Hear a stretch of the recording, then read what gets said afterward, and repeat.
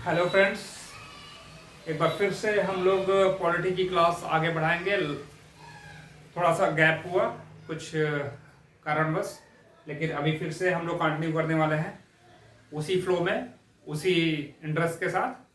तो मैं कुछ आप लोग को थोड़ा रिवाइंड करा देता हूँ। लास्ट हम लोगों ने जो टॉपिक पढ़ा था वो हम विधेयक के बारे में पढ़ रहे थे। जो संसद में बिल्स लाए जाते हैं उनके टाइप्स क्या क्या होते हैं उनके बारे में हम चर्चा कर रहे थे। तो उसमें हमने धन विधेयक के बारे में पढ़ लिया था, साधारण विधेयक के बारे में पढ़ लिया था। धन विधेयक में ये जो हमने कुछ पॉइंट्स बेस बनाया है जिनकी बेसिस पे हम ये अलग अलग टाइप के जो विधेयक हैं, बिल्स हैं, उनको कंपेयर कर रहे हैं। उनकी कहाँ डिफरेंसेस हैं, कहाँ समानता है, इक्वलिटीज है, वो हम देख रहे हैं। उसके हिसाब से हमें ज़्यादा अच्छे से इसको हम समझ पा रहे हैं। तो चलिए शुरू करते हैं। देखिए, हम फर्स्ट टाइप का वित्त विधेयक यहाँ पे पढ़ेंगे। ठीक है, धन विधेयक हो गया, साधारण विधेयक हो गया। सेकंड टाइप का वित्त विधेयक मैंने बताया था, साधारण विधेयक की तरह ही सेकंड टाइप का वित्त विधेयक भी होता है, तो उसको अलग से पढ़ने की जरूरत नहीं है। फर्स्ट टाइप का वित्त विधेयक पढ़ेंगे हम जो है अभी इन्हीं सेम टॉपिक्स पे। तो देखिए, फर्स्ट टाइप का वित्त विधेयक कहाँ लाया जाएगा, संसद के किस सदन में लाया जाएगा? क्या ये दोनों सदनों में लाया जा सकता है, किसी भी सदन में? नहीं, ऐसा नहीं है। साधारण विधेयक किसी भी सदन में लाया जा सकता है, पर फर्स्ट टाइप का वित्त विधेयक केवल लोकसभा में लाया जाएगा। देखिए, लोकसभा को मैंने एलएस से लिखा हुआ है, इसको टिक किया है। इसका कहाँ लाया जाएगा? मतलब लोकसभा में। राज्यसभा में कभी भी नहीं लाया जाएगा। शक्ति किसकी ज्यादा है इस फर्स्ट टाइप के वित्त विधेयक के मैटर में? शक्ति किसके पास ज्यादा है? मतलब लोकसभा के पास ज्यादा शक्तियां हैं कि राज्यसभा के पास ज्यादा शक्तियां हैं? तो देखिए, यहां धन विधेयक जैसा मामला नहीं है, एक तरफा मैटर तो नहीं है, लेकिन फिर भी चूंकि आप देख रहे हैं कि ये लोकसभा में ही लाया जाएगा, तो इस पॉइंट से आप कह सकते हैं कि लोकसभा की शक्ति फर्स्ट टाइप के वित्त विधेयक के केस में भी राज्यसभा से ज्यादा है, थोड़ी ज्यादा है। बट धन विधेयक जैसा मामला नहीं है यहाँ पे। वहां पे तो पूरा एक तरफा था, लोकसभा की ही शक्ति बहुत ज्यादा थी राज्यसभा से। बट यहाँ ऐसा नहीं, आगे हम लोग देखेंगे। राष्ट्रपति की पूर्व अनुमति की जरूरत पड़ती है फर्स्ट टाइप के वित्त विधेयक में? जी हाँ, बिल्कुल पड़ती है। देखिए, मैंने टिक का निशान लगाया हुआ है ना? तो अब देखिए, राष्ट्रपति की पूर्व अनुमति की जरूरत पड़ती है। राज्यसभा क्या इसको अस्वीकार कर सकती है?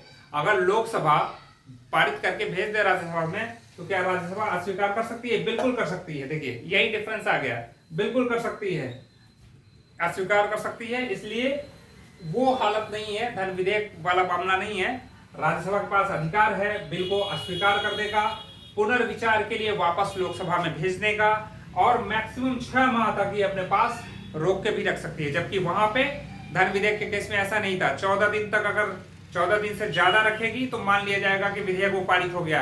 जैसा लोकसभा ने भेजा था उसी को मान लिया जाएगा कि उसी रूप में वो पारित हो गया। लेकिन यहाँ ऐसा नहीं है, यहाँ ये अस्वीकार भी कर सकती है, पुनर्विचार के लिए वापस भेज सकती है, और लोकसभा को 6 माह तक इसको अपने पास रोक के रख सकती है। राष्ट्रपति वीटो लगा सकता है, बिल्कुल लगा सकता है राष्ट्रपति वीटो इस केस में। जबकि पूर्व अनुमति दे रहा है, फिर भी राष्ट्रपति वीटो इसमें लगा सकता है।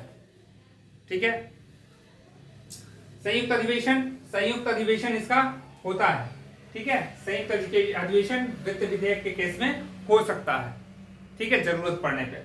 किस केस में होता है? मान लीजिए कि दोनों शब्दों को एक साथ मिलकर चर्चा करनी हो, एक साथ मिलकर कोई मतभेद आ गया हो, तो उस केस में संयुक्त अधिवेशन हो रहा है। क्योंकि यहाँ पे लगभग बराबर की शक्ति है। एक इस पॉइंट को अगर हम छोड़ दे तो इसी वजह से हमने यहाँ लिखा है कि लोकसभा की शक्ति ज्यादा है, क्योंकि ये पेश ही लोकसभा में होता है, राज्यसभा में पेश नहीं होता।